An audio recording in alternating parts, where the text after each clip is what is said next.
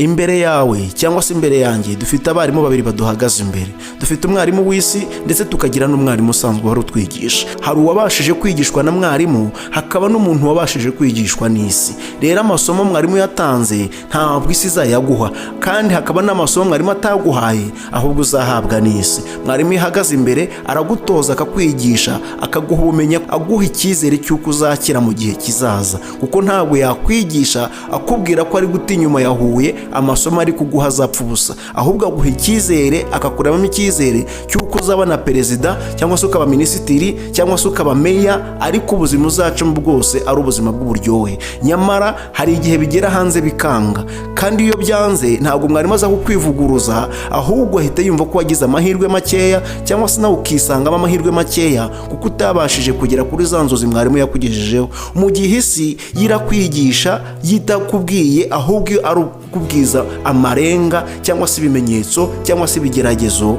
amasomo isi iguha ntabwo ariyo mwarimu azaguha. Bivuze ngo aba barimu babiri baduhagaze imbere, hari umwarimu twigisha aturemamo icyizere cy'uko tuzakira, akaduha ubumenyi bwo kuzakorera amafaranga tukayashaka kandi tukazagira ubuzima bwiza. Mu gihe isi yizakwigisha inakunyuzure, inaguhane, kandi itavuze ari ugukoresha ibimenyetso gusa.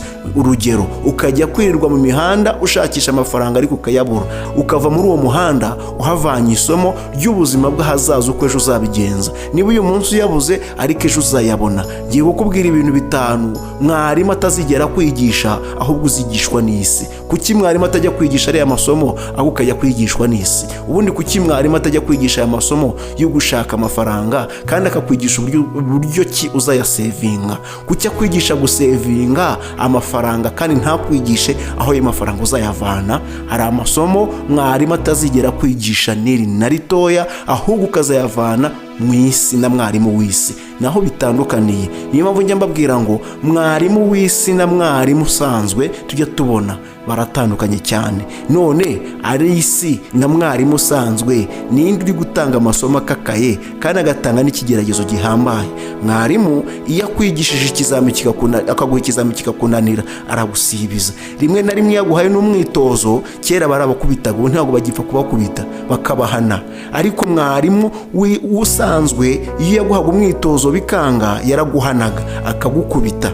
Rimwe na rimwe ubu ngubu bakanagusibiza. Mu gihe mwarimu w'isi nawe araguhana, mu gihe cyo kugusibiza ni ukukubuza bya bindi washakaga. Bivuze ngo isi iyo wayinaniye, cyangwa se iyo utari kugendana nayo, cyangwa se iyo utari kumvikana nayo, ngo iguhe umwitozo ugerageze, nayo iragusibiza. Bivuze ngo niba washakaga amafaranga, iguha igihano cyo kuyabura kuko hari ibyo mutabashije kugendana nayo, cyangwa se hari ibyo utari kumva neza, isi irakwigisha. Niyo mpamvu njya mbabwira ngo iyo tuvuze ngo shora aya mafaranga, ukorera amafaranga muri buno buryo, bamwe barabyemera abandi bakabihakana.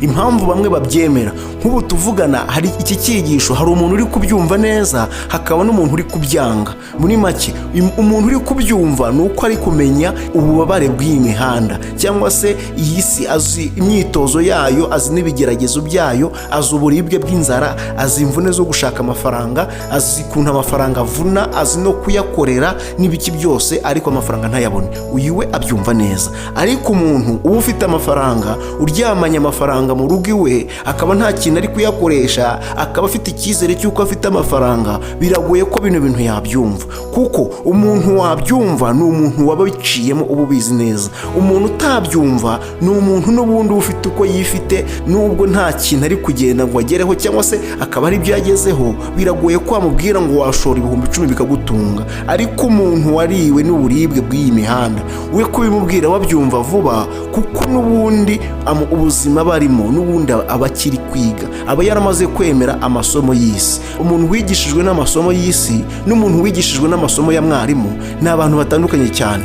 Umuntu wigishijwe n'umwarimu we aba afite ubutesi, mu gihe umuntu wigishijwe n'isi wabazi guca bayinga agashaka amafaranga. Naho ngaho batandukaniye. Ngiye kukubwira ibintu 5 mwarimu atazigera kwigisha, n'iri na ritoya ahubwo ukabyigishwa n'isi. Kandi amasomo akakaye utazasanga ku mwarimu we atazigera akubwira n'iri na ritoya. Kandi igihano mwarimu aguha gitandukanye n'icy'isi, kuko isi igihano iguha ni ukubura amafaranga, mu gihe mwarimu igihano cyari ukugukubita bikarangira. None uri kuguha igihano cyiza ni ikihe? Uri kuguha igihano cyo kubura amafaranga, uyu munsi umenya ko uyabuze ariko ejo ukayabona, mu gihe mwarimu w'umwitozo we nubikunanira aragusibiza cyangwa se agukubite ariko birangiriraho.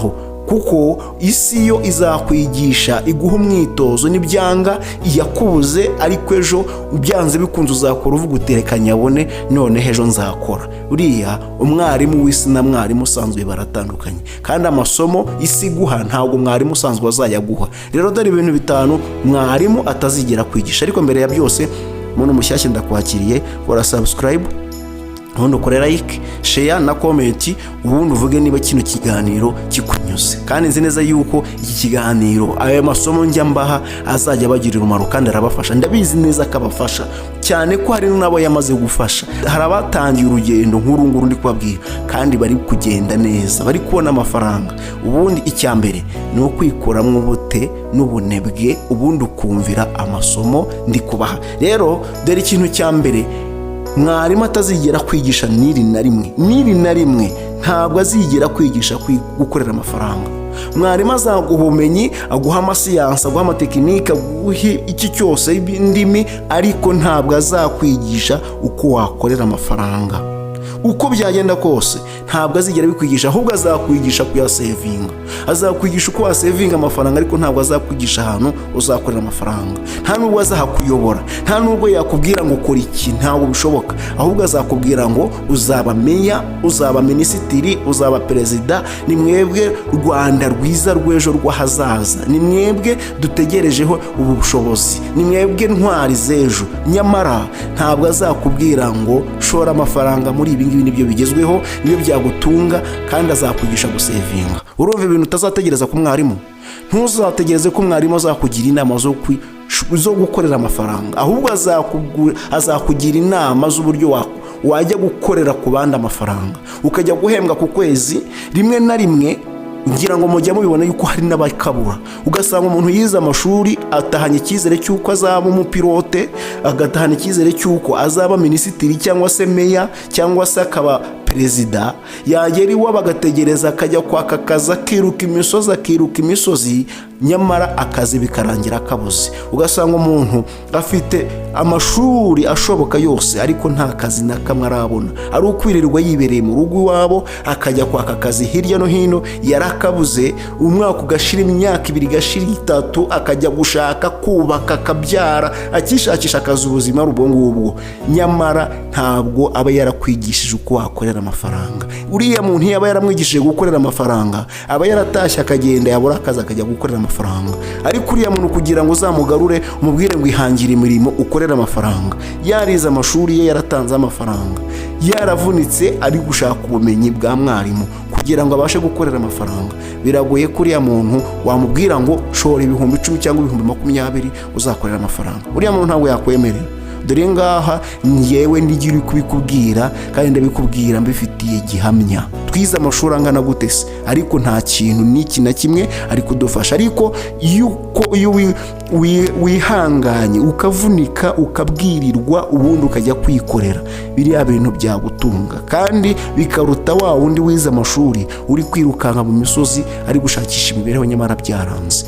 Narakubwiye ngo iyi channel izabagira umumaro mu buryo bwo kwihangira imirimo. We kura amaboko mu mifuka, ubundi ukore, kandi byose bizakunda. Iki ni ikintu cya mbere. Mwarimu azakwigisha gusevinga, ariko ntabwo azakwigisha uko wajya gukorera amafaranga. Ntabwo mwarimu azabikwigisha. Mu gihe isi izakwigisha uko wakorera amafaranga. Ufata isuku ujye guhingira umuntu, ukorera amafaranga, ugende wikorera igitebo cya avoka ku mutwe cyangwa se igitebo cy'imineke, ujye gukorera amafaranga. Umenye uko ujya mu isoko ukajya guca bayinga, ugura ikintu mu mari runaka, ugende uyizunguze bayikunguremo. Ariko umuntu wayigishijwe n'amasomo ya mwarimu ntabwo azakwigisha ngo gura uyu mwenda uwugura 5,000 ugende uwugurisha 8,000. Ntabyo azigera kukubwira. Ntuzategeze ko mwarimu azakubwira ngo nugura aka gatelefone cyangwa se nugura uru rukweto nugera hirya uragenda uruzunguze urwunguke 2,000. Ntabyo azakubwira, ariko isi izabikubwira. Ni ibintu mwarimu atazigera akubwira n'iri na rimwe, ahubwo ukabyigishwa n'isi. Dore ikintu cya kabiri, mwarimu ntabwo azigera kwigisha kwihangira imirimo ngo wikorere. Reka ntabwo azakubwira ngo uzashore amafaranga muri izi bizinesi ubundi ugende wikorere. Ntabyo azigera akubwira. Avunwa n'iki se? Ahubwo azakuratira ko uzaba perezida. Twebwe twize twumva ko tuzaba abaperezida, nta kubeshye. Njye nari nzi ko nzaba na meya. Ahubwo mu gihe inshuti yanjye twari turi kumwe yo yari ifite gahunda y'uko yo izatwara indege, we yari azi ibintu bya fizike, ati jyewe nzatwara indege. Nyamara reka nkubwize ukuri, iyi mihanda irakwigisha. Ntuzategereze ko ibyo mwarimu azakubwira cyangwa se ubumenyi uziga aho ngaho aribwo buzagutunga. Twebwe tuzatungwa n'amasomo isi yatwigishije. Dore ikintu cya gatatu mwarimu atazigera kwigisha, mwarimu ntabwo azakwigisha bizinesi zunguka zibyara inyungu. Ntabwo azigera zikubwira ngo akubwire ngo dore bizinesi nziza, dore bizinesi zigezweho, dore ibyo wakora ni ibi ngibi. Ntabwo azigera bikubwira, ahubwo uzabibwirwa n'isi. Isi kandi ntabwo izahagarara imbere ngo gukubita amasomo nka mwarimu nk'uko nabikubwiye, ahubwo iyi izabicisha mu kigeragezo, izabicisha mu marenga. Ndaguha urugero uburyo izabikubwiramo.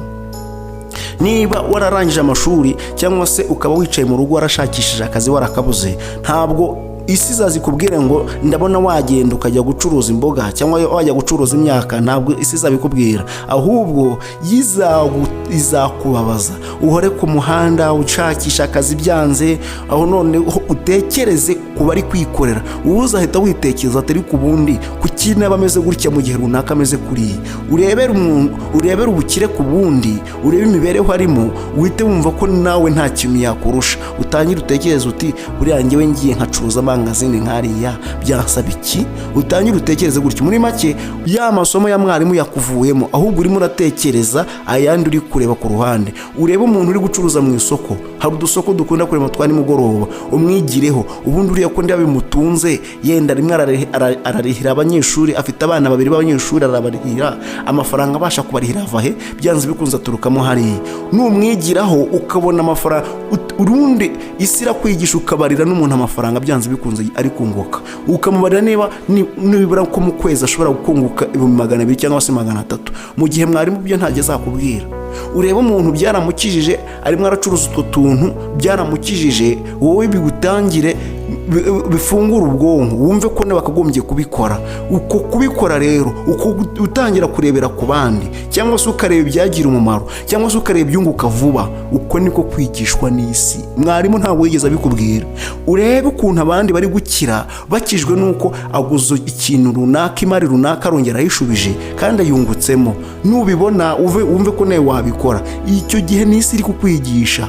Noneho kuguhana ni uko hakunda uzabikora bikanga. Nubikora rimwe ukabona biremeye, ejo urabikoze biranga. Rimwe na rimwe baranakwibye. Hari umuntu umusonga rero utazi ko n'umujura anabaho, nibura yakora n'umufuka akakuvanamo amafaranga. Icyo gihe niba kwiba rimwe, byanze bikunze uzamenya kubika neza. Iyo ni isi. None se mwarimu azakubwira ngo bika neza batazakwiba? Ntabwo mwarimu azakubwira ngo amafaranga uzayabike neza batazakwiba, ahubwo azakubwira ngo sevinga amafaranga yawe kuri banki, kuri konte, ubundi azajya yunguka gutya. Ariko aya mafaranga ugiye gusevinga ubundi uzayavana he? Ntabwo azakubwira aho uzayakorera. Icyo ni ikintu cya kabiri. Cya gatatu nari ndangije, reka nkubwire ikintu cya kane mwarimu atazigera kubwira. Ntabwo mwarimu azakwigisha ko wahangana n'isi n'ihindagurika ryayo, ngo akubwire n'ububi bw'imihindagurikire y'isi. Ntabwo mwarimu azakugira inama ngo kora ibisi yarahindutse, ahubwo azakubwira ko isi ari paradizo. Reka nkubwize ukuri, njyewe nzajya nkuha ubumenyi nkaho naba ndi mwarimu wawe. Uri umwana wanjye, cyangwa se uri mukuru wanjye, cyangwa se uri mushiki wanjye. Ntuzumve ko ndi umuntu w'umutekamutwe, ntuzumve ko ndiki. Inama nakugira nayigira abana banjye. Ndakubwiza ukuri, nushaka kubyemere cyangwa ubyange, ndabizi neza abafite icyo bafite ntabwo babyumva. Kuko hari umuntu wamaze kumvishwa n'ibyigisho bya mwarimu, ntabwo arahura n'amasomo y'isi, we ntiyabyumva. Ariko wowe uri kubyumva, nuko ubuze imihanda, iyi mihanda uko imeze, nuko ubizi neza yuko ibintu byamaze kuzamba. Njye ntabwo nakubwira ngo isi yabaye paradizo, ntabyo nakubwira. ntabwo nakwira ngo turi mu kinyejana cyiza cyo gukira. Hari abo bumva bavuga ngo twebwe twarakize, twaranezerewe, amafaranga araboneka, ibi n'ibi, ibintu byaciyemo byararyoshye. Reka nkubwize ukuri, umuntu akagera nta kubwira ngo akorera 50 ku munsi, nyamara wareba ugasanga nta n'igihumbi akorera ku munsi, ndetse niyo nakibonye aragikorera akarara kimaze uwo munsi, nyamara yagutangira ubuhamya akakubura uburyo ki akorera 50 ku munsi ndetse na magana. Ukavuga uti umuntu mu miliyoneri yarakize, nyamara wamureba ukabona n'ubundi nta kigenda. Ngewe ndakubwira ngo umwarimu w'isi azakubwira uburyo ki kera twari abakene 100%. Yego nibyo, uyibirebesheje amaso twari abakene, ariko mu buryo bwo gushaka amafaranga. Kera wakoreraga amafaranga ukayabona, ariko ubu noneho nta mafaranga wabona. Kera wajyanaga 5,000 ku isoko ukagenda wikoreye umufuka ku mutwe, mu gihe ubu 5,000 bijyanye ku isoko utahana na kamverope, kano kamverope kagura 100 kagace kanabwo katuzuye. None se 5 bihaha iki? 5 bigura ibiro 2 by'umuceri bikaba birarangiye, cyangwa se 3, mu gihe 5 waguraga hafi umufuka, igice cy'umufuka. None amafaranga mwarimu kuki akwigisha gusevinga? Kuki atakwigisha ugomba kuvana amafaranga, ahubwo bikarengaho akakubwira ko turi mu buzima bwiza bwo gukira, kutashobora gukena? Kandi nyamara umwana yava ku ishuri yagera hanze akabura akazi bikanga. Kuki atakwigisha gushaka amafaranga, umenye ko wakorera amafaranga? Ngewe ndakubwiye ngo isi izakwigisha, kandi isi izakwigisha kurusha mwarimu, ikwigisha gushaka amafaranga utahawe na mwarimu. Ndaguha akantu gatoya. Ngewe amasomo mwarimu yampaye nta kintu yamfashije, ahubwo gusa yanyunganiye kwemera kwigishwa na mwarimu. Ibyigisha isi yanyigishije nibyo byangiriye umumaro kurusha ibyigisho mwarimu yanyigishije. Yego ibya mwarimu byiyongereyeho, simbihakanye, byiyongereyeho mu by'isi yampaye, ariko ibyangiriye umumaro 100% ni ibyigisha isi yampaye. Isi irakwigisha kurusha, iguha amasomo kurusha ayo mwarimu yaguhaye. Dore ikintu cya 5 ari nacyo cya nyuma isi izakwigisha mwarimu atazakwigisha, ni ugushora make mu gihe uri umukene. Gushora make ngukore uri umukene, ntabwo mwarimu azabikubwira. Uzambwire mwarimu abantu yigishije ngo mu gihe mu buzima bwa gikene itangiza aya mafaranga makeya, wamuvana hehe se? Ntabyo yakubwira. Atakubwiye ngo uzaba mu miliyoneri, ahubwo wakize byarangiye. Amafaranga make kugira ngo uzagere kuri menshi niyo utangirira kuri make akazakugeza kuri menshi. Ntabwo wazatunga miliyoni utaratonze 10,000. Oya, ntabwo byakunda. Ni inzira, n'ubundi ni inzira, ni umuyoboro.